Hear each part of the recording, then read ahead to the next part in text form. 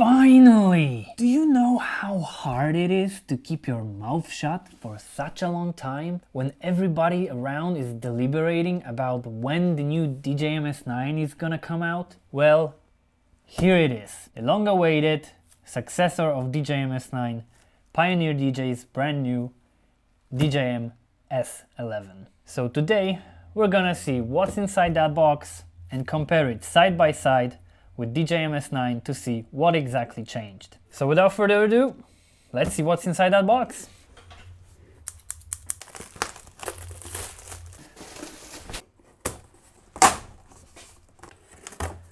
That's a nice photo.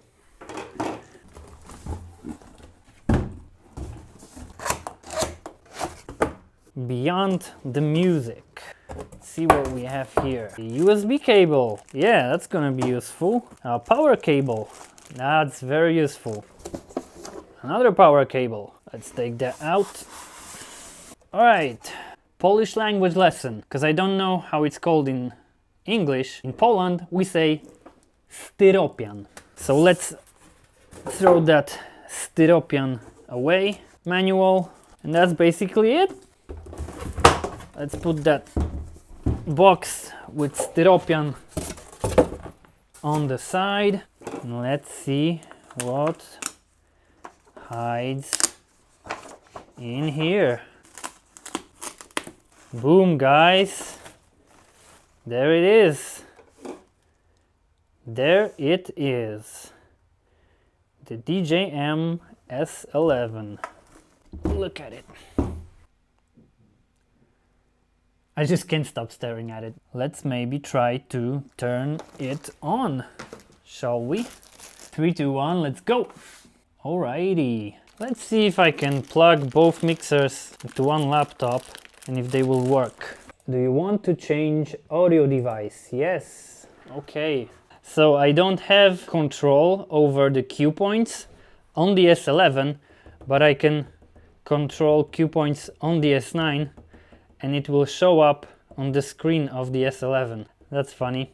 Okay, but stop wasting time and let's put them side by side and let's see what's changed.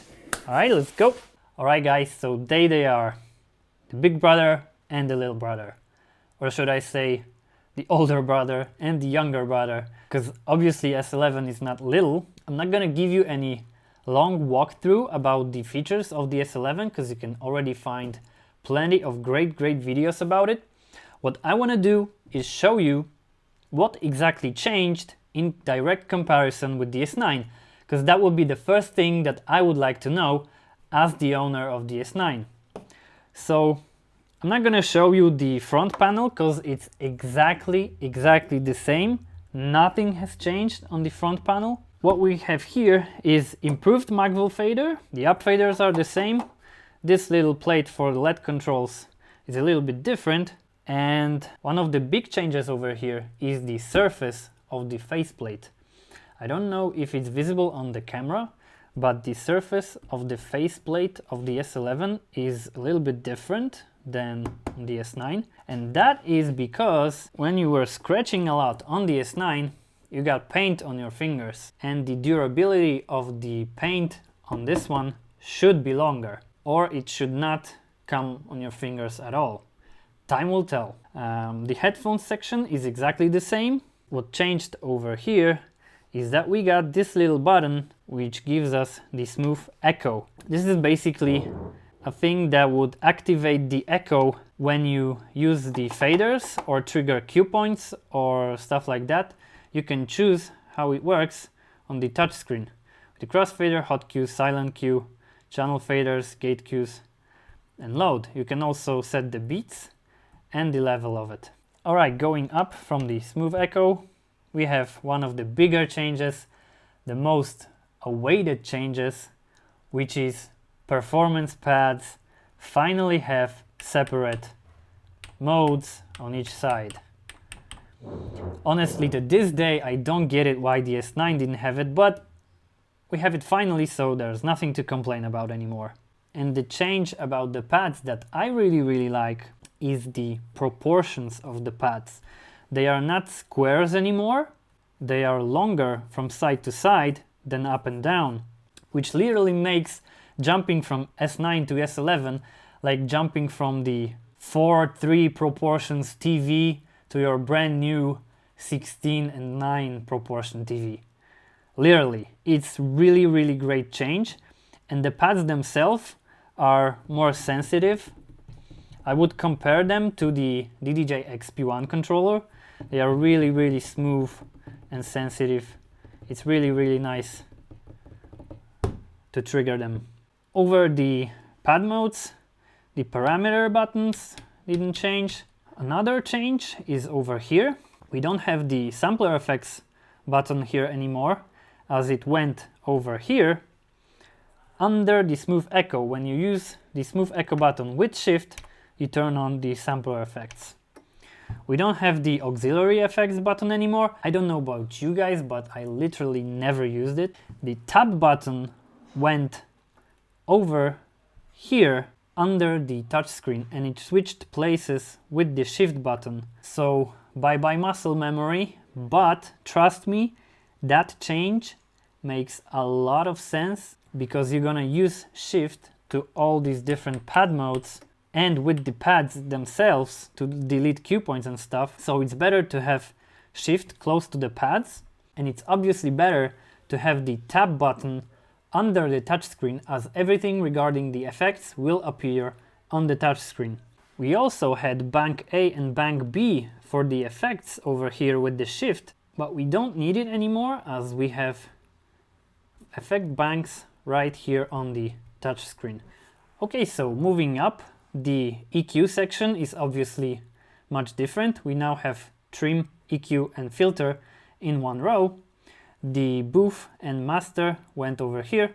That is obviously to fit in the touchscreen. Moving to the sides, the effects buttons are a little bit smaller, but it's not that big of a change. It's not a problem to hit them properly. The loop section is basically the same. The browsing section changed a little bit. We now have bigger load button, which makes it more comfortable to use, and the phono line USB switches went from here to here. And what you should notice about those switches is that we don't have USB DEC 1.3 and DEX 4.2 choice anymore. We only have USB A and USB B, and that is because, and that is probably my favorite feature of the S11, we can now take control over all 4 decks at the same time thanks to the touchscreen. And the little change over here, we don't have the panel utility button anymore, as all the settings are accessible on the touchscreen. And on the touchscreen itself, we have literally everything we need. We have browsing section to choose our tracks. We have FX, massive FX setting, touch MIDI, which is basically everything you need to control the software, touch effects, which are obviously the effects using the touchscreen, and decks 3 and 4. My favorite feature, as I already said, and the possibilities of using 4 decks at the same time are crazy. What I tried, for example, was putting an instrumental on deck number 4 and having instrumental samples on deck number 3 triggered with hot cues, and then I beat juggled vocal samples on the turntables over the instrumental on deck 4, and additionally I could trigger instrumental samples with cue points on deck number 3. But that's just one example. The capabilities of doing mashups and other stuff are endless. And the last thing on the touchscreen obviously are the waveforms, which work really smoothly. And one last big change hides over here, which is the grounds went to the side to fit in the long-awaited USB hub. I tested it with the XP1 controller, which worked flawlessly without any latency, and I tested it with phase. Yup, phase box. You can easily plug your phase in here and it will work without any problems, which is huge. Alright guys, that was it. I hope you will love the new mixer as much as I do. Let me know how you liked the video. And yep, that was it for today. That was your boy 69 Beats, signing off. Peace!